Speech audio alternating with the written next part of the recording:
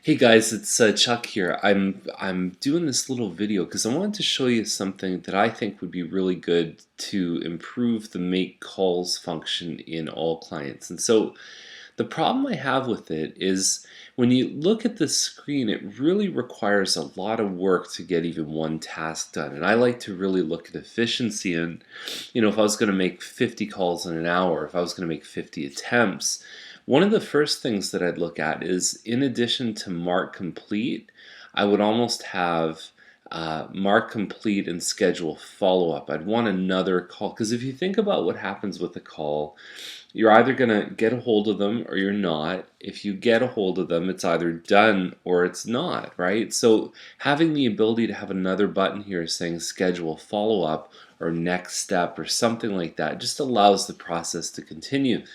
The other thing is that without doing an open in new tab, there's really no way of getting anywhere. So you click on this or you click on this, and it ends basically in going to the contact record, which I find is inefficient, because even if you look at completed, save, what should happen is I should be bounced back to the make call screen, but it doesn't happen. I end up getting just the stuff for the contact. So now I've got to go all the way back here, and then I've got to go into the next segment. And so if it was just streamlined a little bit, I even think about what would happen if there's somewhere on here that actually has their phone number, where you could actually see here's all the different ways to phone them. Then there'd be no reason to have to bounce screens or to even go back and hit the complete button.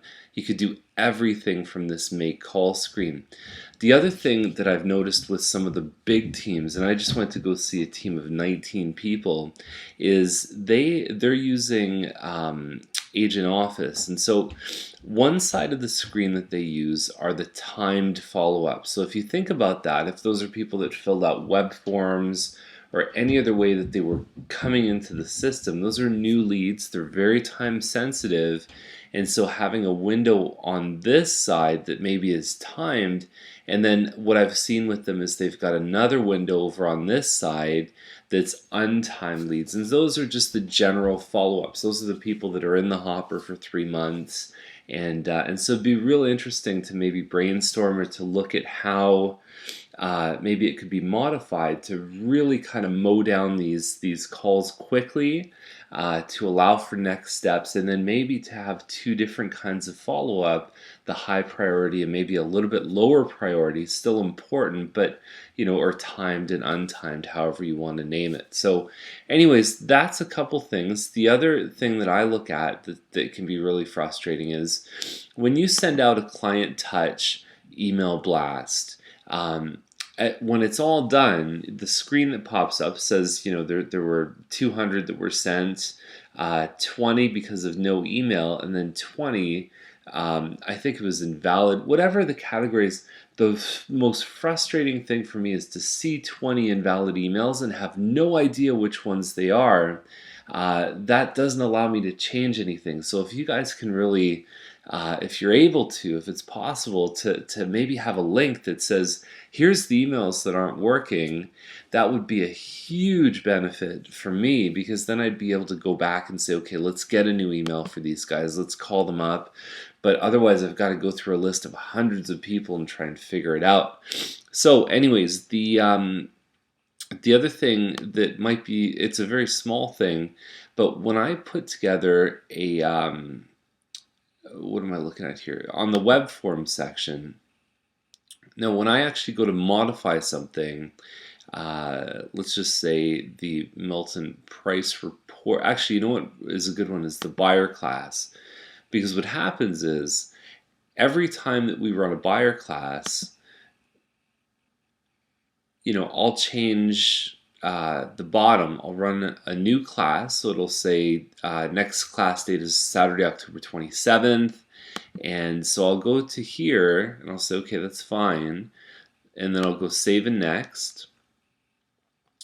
Now, if I want to change the category, because I always want to have the current month, it would be great to have add new category, add new source, just a little HTML link that allows us to actually make a new category or source. Because if I forget to do that after I'm already in this little web forms thing, I've got to go back to settings on the side, and I've got to create a new category and then go all the way back in. And I'm sure it would be a pretty easy programming thing to just put those little links right there. It'd probably really help out. So I think that's it for all the things that I had on my mind.